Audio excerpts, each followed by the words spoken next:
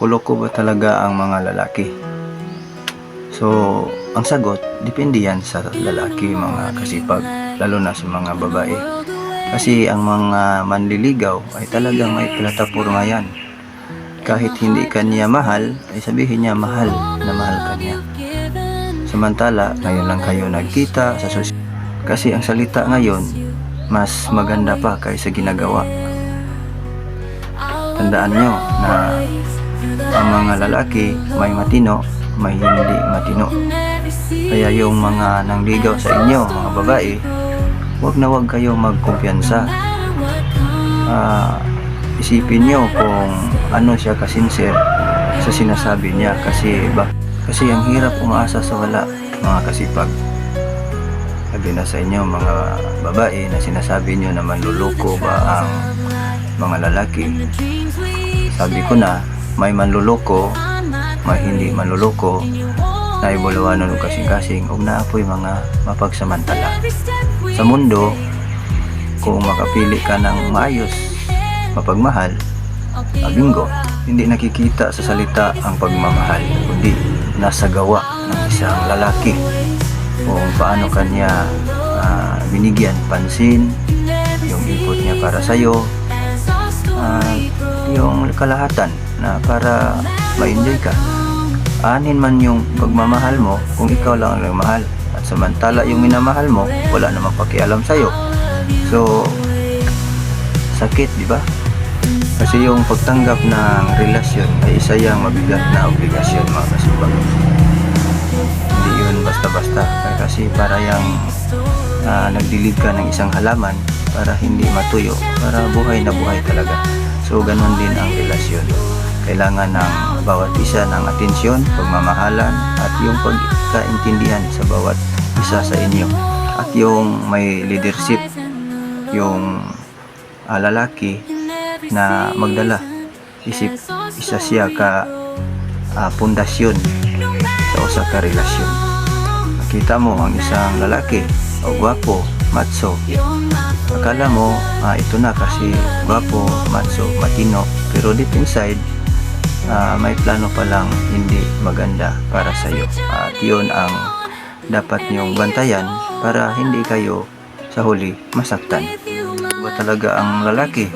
So, sa pagka-tinood, yung tao, pag may sariling ulo, may sarili ding mundo.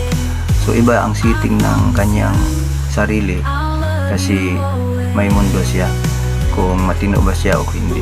Kaya mag-ingat talaga, kasi sa mundo maraming mapagsamantala, mga kasipag. Huwag na huwag kang magtiwala agad. Saan mo ang sarili mo, sa sarili mo at sa Diyos, kasi yan lang ang paraan para maayos yung buhay mo. Nagmahal ka na, nasaktan ka kasi yung napili mo ay mali pala. So yung pangako niya, nalaman mo na hanggang sa bunganga lang, yung salita lang ba, walang gawa. So yun ang dapat pag-ingatan, yung sarili. Huwag na huwag kayong maniwala sa mga salita. Tingnan nyo ang gawa, lalo na pag sa social media lang, no? Hindi kayo nagkita, hindi kayo magkapitbahay, naniwala ka sa kanya. So maaaring maging ikaw babae, mag-isip ka na, ba't niya ako mahal na ngayon lang kami nagkita, bago lang kami nag-chat, mahal agad. Kasi yung dila, yung bunganga, mas mabilis pa sa puso. Ay ganyan talaga ang tao, kasi may hinahangat na sa sarili lang niya na masayahan siya o masiyahan siya sa kanyang mga plano sa buhay. O kahit may masagasaan o masaktan, wala ang kwenta sa kanya yan. Basta yung sarili niya, maging masaya lang siya, okay na. Wala siyang paki kung umiiyak ka o nasaktan ka. Kasi yung tao na walang puso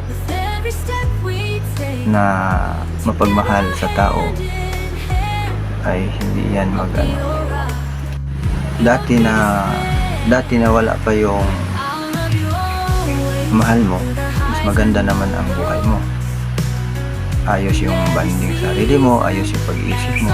Yung dumating na, nasira na yung kanya. Kaya mga babae o kaibigan, mga kasipag, gising-gising tayo ng konti. Huwag natin ipadalos-dalos yung sarili natin, buhay natin ng dahil lang sa isang tao. Kailangan din natin na mag-isip para tayo maging matuwid doon sa ating ginagawa. Kasi kung sobrang pagmamahal na nakasisira na sa sarili natin, ay maaari na din tayong magkaroon ng sakit o maaari tayong hindi na tayo mag-isip ng mabuti. Isipin natin may nagmamahal pa, yung Panginoon, yung pamilya mo, at isipin mo yung sarili mo na mahalin mo. Huwag na huwag mong iasa yung sarili mo sa isang tao na hindi naman talaga nagmamahal kayo. Maawa ka naman. Sabihin natin, mahal mo talaga siya, kaya hindi mo kayang iwan. Sige, magsuri, tanggapin mo. 1, 2, 3, balik ulit. So, nasaktan ka naman at umiyak. Sabihin mo naman na manluloko ka talaga. So, alam mo na manluloko. Huwag mo siyang gawing bisyo sa sarili mo, mga kasipag. Kung sa tingin nyo ay nahirapan kayo ng dahil sa isang tao na minamahal ninyo na hindi naman nagbigay ng kasiyahan, ay wala na tayong magawa dyan. May paraan dyan. Freedom tayo na maging mag-isa o magtrabaho na maayos at mag-isip. At yung pagmamahal mo sa kanya, maaari mo nang iwan kung ikaw ay niloloko. Yung pagmamahal mo, ibigay mo na sa sarili mo at sa mga kapatid mo at sa magulang mo. Sigurado pa na masaya pa sila sa'yo. Kasi yung sabi naman loloko, iba-iba kasi ang tao. Yung settings niya ay iba din sa isang tao.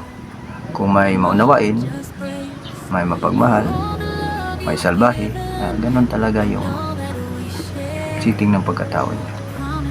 So, kung yun ang mahalin mo na para ka magdusa, so ibig sabihin mas maganda pa yung ihinto mo na, kasi masaktan ka lang. Huwag na huwag kang magmahal kung hindi ka binigyan ng pag-asa, hindi nakita yung effort mo para sa kanya. May panahon pa para sa'yo. Ngayon pa lang mag-isip ka na, tama, ba't ako magmahal sa isang tao na hindi nga nagbigay ng kasiyahan sa akin? Siya lang ang masaya at ikaw naman ang malungkot. Unfair yan, mga kasipag. So yung gawin natin, gawa lang tayo sa utos ng Panginoon. Mamuhay tayo ng simple, tamang pamaraan. Kasi yung editor, creator at director ng buhay natin, walang iba kundi ang Panginoon talaga, mga kasipag. So wala tayong magawa kung hindi galing sa Kanya. Kasi yung blessing sa Kanya, tayo lang ang gumagawa dito sa mundo. And I hope, mga kasipag, na kahit sa konting share ko, may natutunan po kayo. At kung nagustuhan nyo naman, i-like nyo, i-subscribe nyo, paki-share, at pindutin nyo na rin ang notification bell para updated kayo sa sunod ko na video. Ikaw, ako, at sino man, I hope someday we are one. Mabuhay po tayong lahat. Thank you for watching, and God bless.